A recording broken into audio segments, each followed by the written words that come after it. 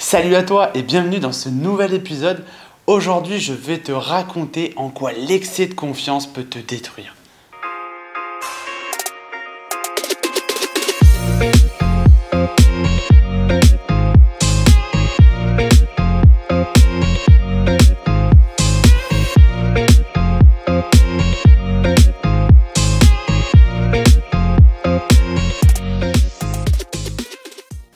Alors j'avais envie d'aborder ce sujet parce que souvent quand on parle de développement personnel ou quand on parle de préparation mentale, on vient aborder beaucoup plus régulièrement le manque de confiance en soi, le manque d'estime de soi et à l'inverse très peu le surplus de confiance.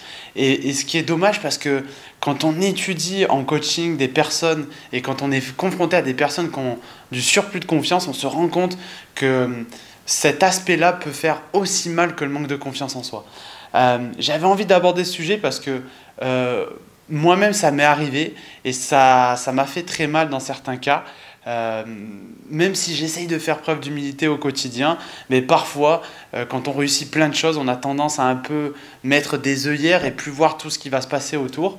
Et moi, en tout cas, ça s'est passé dans deux situations. En tout cas, j'ai deux situations qui me viennent quand je te tourne cette vidéo.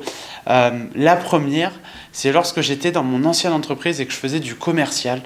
Il s'avère qu'un jour, il faut savoir que dans le contexte où on était dans une entreprise qui était en pleine croissance, on réalisait plein de ventes, on avait vraiment l'impression d'être les meilleurs. Et en fait, avec un des commerciaux qui est bon dans son domaine, on décide d'aller faire une vente ensemble. Et ce jour-là, en fait, on s'est royalement planté par surplus de confiance. On est arrivé au rendez-vous en se disant qu'on était deux déjà, qu'on était deux bons vendeurs. Et donc du coup, qu'on allait déchirer le rendez-vous. Sauf que ce qui s'est passé, c'est que ce surplus de confiance nous a fait complètement rater notre process de vente. On a bâclé notre vente et ce qui fait que derrière on a essayé de rattraper tant bien que mal le client. Alors on s'est plutôt bien débrouillé, sauf qu'on n'a clairement pas closé notre vente et surtout on est sorti du rendez-vous en se disant qu'on avait complètement foiré. J'ai un deuxième exemple qui me vient en tête quand je te parle de surplus de confiance, c'est lorsque j'ai débuté le coaching. J'avais cette impression, même cette conviction, je pourrais dire, que en étant un bon coach, je ferai avoir des résultats aux gens que j'accompagne et plus que ça, j'aurai des résultats. Sauf que il y a un truc qu'il faut comprendre, c'est que quand on fait du coaching, les résultats de nos coachés ne nous appartiennent pas. Ce n'est pas grâce à nous que les coachés avancent, c'est grâce à eux. Leur résultat leur appartient. Nous, en tant que coach, on est juste un moyen de plus d'atteindre ces résultats. Et c'est important de comprendre ça pour faire un petit peu dégonfler son ego parce que moi, j'ai été face à un coaching qui était déjà bien complexe et le fait de penser comme ça a clairement rajouté de la complexité et c'est en ça que pour moi, le surplus de confiance peut te détruire.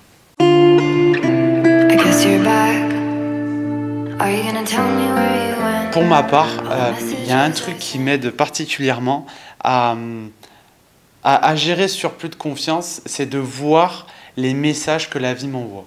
Il y a un truc très simple, c'est que comme je le dis depuis tout à l'heure, quand on se met à réussir plein de choses, quand on se met à avoir des résultats qu'on n'avait pas avant et que du coup on se sent un petit peu presque sans faille, infaillible, il se passe que derrière, on va prendre des claques. Et la vie est tellement bien faite qu'elle va se charger de nous rappeler que nous ne sommes pas infaillibles. Et ça va se matérialiser par des choses très simples. Ça va être par des résultats qui vont se mettre à baisser, des résultats dans peu importe les domaines qu'on va aborder. Ça peut être dans l'entrepreneuriat, comme je l'évoquais tout à l'heure, dans le monde de l'entreprise. Ça peut être dans notre couple, ça peut être dans nos finances, et ce, peu importe le domaine. Mais l'idée, c'est de vraiment voir ces messages-là parce que, en fait, quand on est dans un surplus de confiance, ce qui va se passer, c'est qu'on va beaucoup moins écouter ce qui se passe autour de nous. On va moins écouter les gens qui sont en train de nous dire « Attention, tu es potentiellement en train de t'enflammer. » Toi, tu n'as pas envie d'écouter puisque tu es un peu dans l'excitation de tout ce que tu arrives à réussir. Tu vas moins voir les opportunités qui s'ouvrent à toi puisque tu te dis que ce que tu fais, ça marche très bien. Donc, pourquoi aller voir ailleurs? Pourquoi essayer d'expérimenter autre chose puisque ce que tu fais, ça marche? Donc du coup, tu te remets moins en question. Et puis, comme je te dis, ben, tes résultats, ils vont flancher, comme ça a été le cas dans le cas de ma vente, comme ça a été le cas moi dans le coaching que j'ai eu qui était complexe et qui n'avançait pas, et sur lequel du coup j'ai dû complètement revoir ma manière de procéder, ma manière de penser et ma manière d'agir. Donc voilà, en ça c'est hyper important d'écouter les messages que la vie t'envoie. Alors comme je te dis, la vie elle va t'envoyer des messages. Tu vas avoir des résultats en baisse, tu vas te prendre des bonnes claques, tu vas potentiellement échouer. Et là, dans cette situation-là, il va y avoir deux voies qui vont s'ouvrir à toi. Soit tu te dis, ouais, c'est pas moi, c'est l'environnement, c'est à cause d'un tel si j'ai pas réussi, ou en tout cas, tu te déresponsabilises de la situation. Alors, sur le court terme, potentiellement, ça peut t'aider à te sentir mieux, mais je suis pas sûr que ça t'aide à te relever. Après, tu as la deuxième solution, c'est de te responsabiliser et de te dire, ok, j'ai pris une claque, potentiellement, pourquoi j'ai pris cette claque? Qu'est-ce que je faisais avant que je ne fais plus aujourd'hui? Qu'est-ce que j'aurais pu faire que je n'ai pas fait et que je n'ai même pas eu envie de faire parce que je me sentais dans mon confort et que je me sentais hyper fort? Quelle personne j'écoute plus que j'écoutais avant? Et quel peut-être conseil j'aurais pu prendre que je n'ai pas pris? Et donc du coup, quand on est dans cette démarche-là, ce qui va se passer, c'est qu'en se responsabilisant, forcément, on va se remettre en question, on va remettre en question du coup ses actions, ses pensées, notre manière de ressentir les choses, et ça va derrière modifier les comportements et modifier nos résultats. Et donc du coup, on va se servir non plus du surplus de confiance. Le surplus de confiance ne va plus, entre guillemets, nous faire baisser nos résultats, mais en tout cas, pas sur le long terme, mais à long terme, ça va nous permettre derrière de nous remettre en question et de pouvoir réenclencher un processus d'évolution.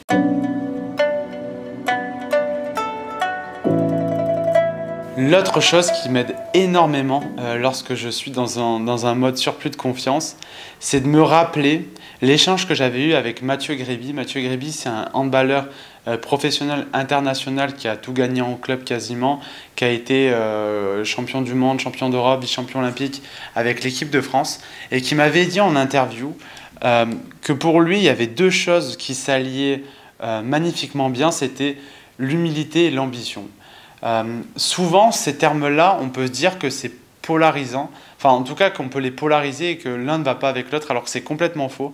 Quand j'entends humilité, moi ce que j'entends par l'humilité, c'est cette notion de remise en question, c'est une énergie beaucoup plus basse, beaucoup plus calme, dans laquelle on est capable d'être à l'écoute et de voir ce qui se passe autour de nous et de potentiellement du coup se remettre en question et de voir les opportunités qui vont s'ouvrir à nous.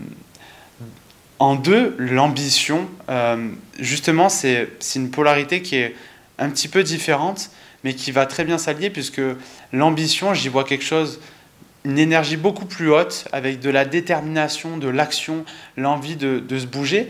Mais là où je trouve que ça s'allie très bien, c'est que dans l'ambition, il y a cette notion qu'on peut aller voir beaucoup plus haut, et que du coup, ce qu'on est en train de faire là, sur le moment, même si c'est génial, même si c'est très bien, même si c'est beaucoup mieux que la veille, c'est encore qu'une étape à franchir, c'est qu'une étape vers ce qu'on projette et vers ce qu'on ambitionne. Et donc du coup, ça permet, je trouve, de faire dégonfler son ego, d'être beaucoup plus humble face à ce qu'on est en train de réaliser pour que, en fait, on se dise, ok, ce que je fais là, c'est génial, potentiellement c'est top, mais quand je regarde là où je dois aller, ok, c'est juste une étape, c'est pas non plus un truc exceptionnel, c'est très bien, mais rien de fou. Et donc du coup, ça permet de faire redégonfler son ego, comme je le dis, et de pouvoir se projeter et d'être toujours dans cette démarche d'évolution qui va nous permettre d'aller chercher toujours plus des objectifs qui nous remplissent et qui nous permettent d'évoluer.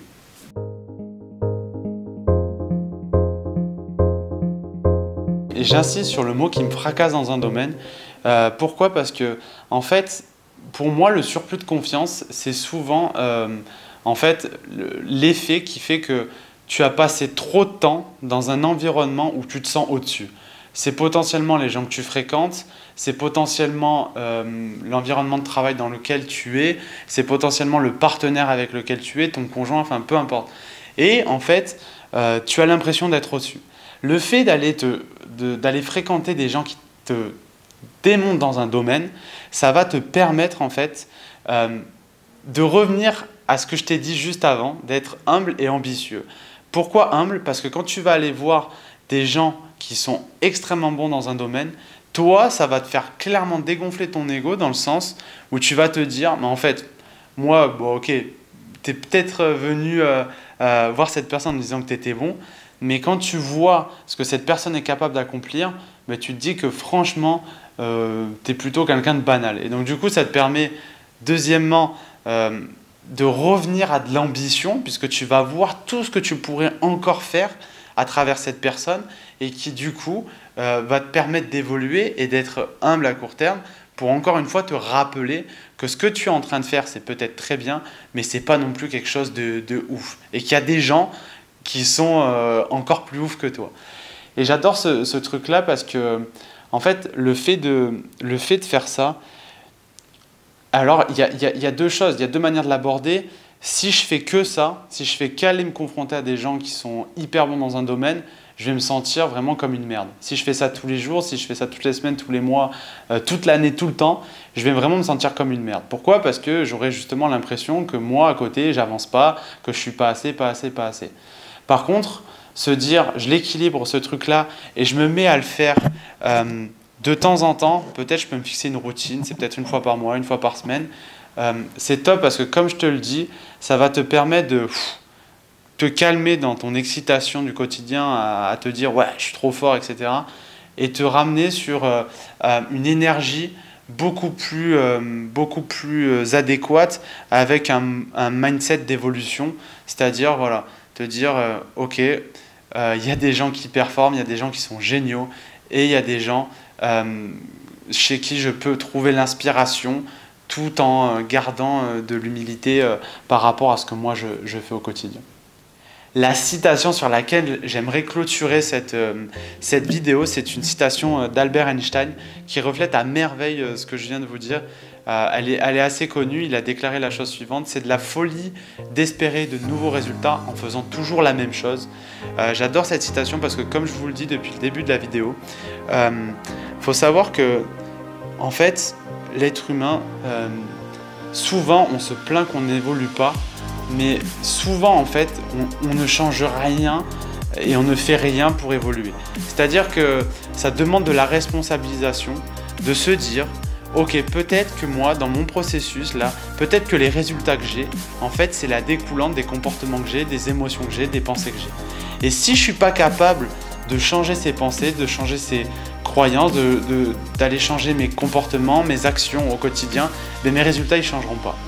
Et justement, quand il dit c'est de la folie, c'est clairement de la folie que d'espérer de nouveaux résultats si on n'est pas capable de modifier le processus sur lequel on est en train d'agir au quotidien. Donc vraiment, gardez cette citation en tête, je l'adore, garde-la, note-la si elle te parle, partage-la autour de toi et applique-toi là parce que tu sois aussi bien en manque de confiance ou en surplus de confiance, clairement cette citation et le processus de vouloir modifier et de procéder par micro-changements, ça peut te créer à long terme des changements dont tu n'as même pas idée.